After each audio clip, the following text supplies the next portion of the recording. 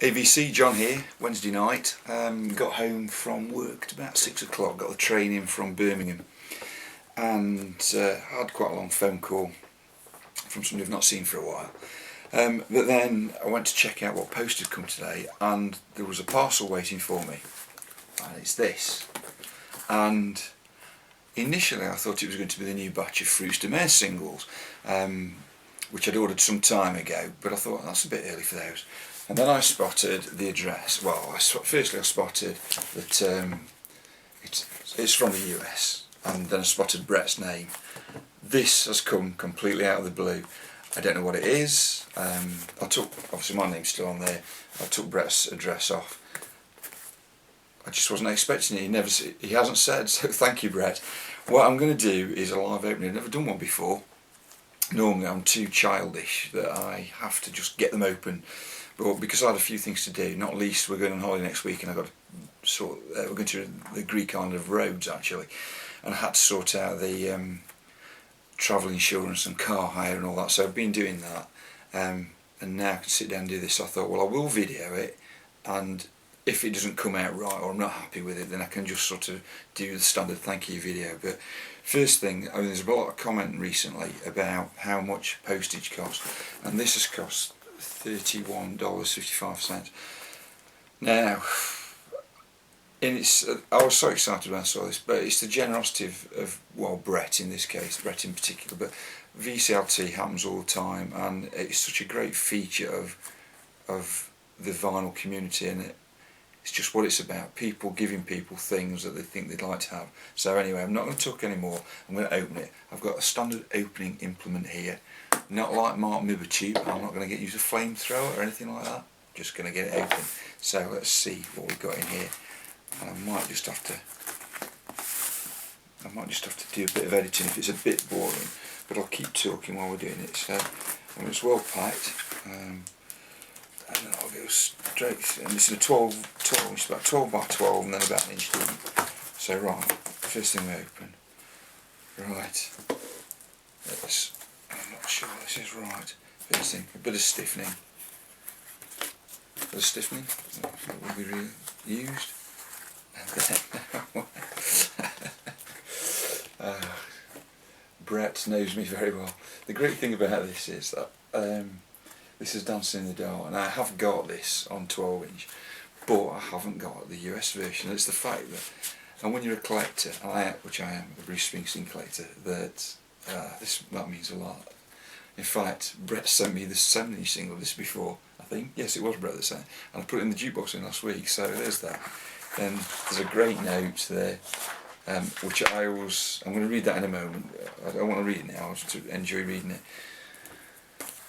What's this? Fade Away. Oh, this is unbelievable. I commented last week on Bret's B-sides, and the thread was about B-sides that didn't appear on the original album, were actually better than some of the songs on there, and I responded by saying Be True was my favourite, and that in the UK that was the B-side of Sherry Darling. However, Bret sent me the US Fade Away with the B-side of Be True. That is so great. What else have we got here? The Big Man. This is excellent, really excellent. Clarence Clemens, the Big Man. Very emotional elements in recent Bruce Springsteen concerts. All the ones he does a big bit about Clarence. I've got the album this is from, which has got a very similar, I think it might be the same photo, but I've not ever had any singles, and I can tell that this has been cut for the jukebox, so that's brilliant. Our Little Stephen single.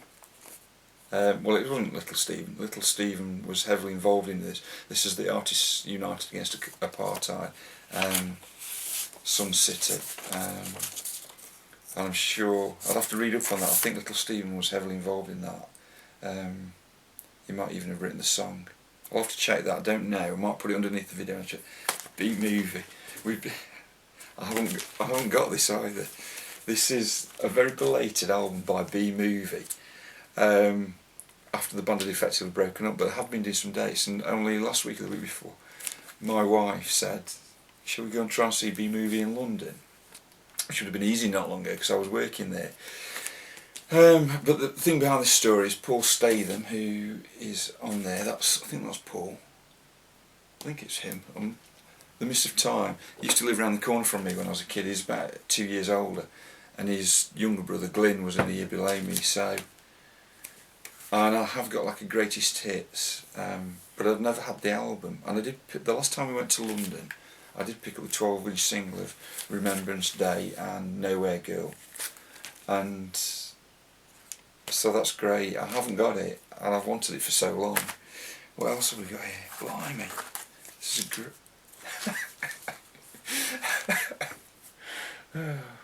that's. I was a teenage zombie. I don't know the film. It's got a few things in there, but I don't know if I mentioned. Yeah, that's right. I've got a T-shirt which says "This is my zombie killing shirt," and I've always liked George A. Romero's films, and I like zombies in particular as a horror genre, but I'm sort of a bit scared of them if the truth be known. If I sort of can believe that it could come true, but I love The Walking Dead, and I'm sure Bret knows that. And there's some cards in there. Let me just show you this while we're on. The last time Bret sent me something, we have this in the UK. This is the Rare Record Price Guide, and it's excellent. It's everything that's issued that's worth it. But I always use one of the cards that Bret sent last time. He sent me something which had a Christmas card in it, so that gives you an idea. Right, well, blimey, this keeps going on and on. What's going on here? There's another Bruce one. What's this? Oh, blimey, what, Bret? God. This is a seriously rare single. Prove It All Night. Blimey, Bret, you didn't have to do that, but God, I'm really pleased you did. That is brilliant.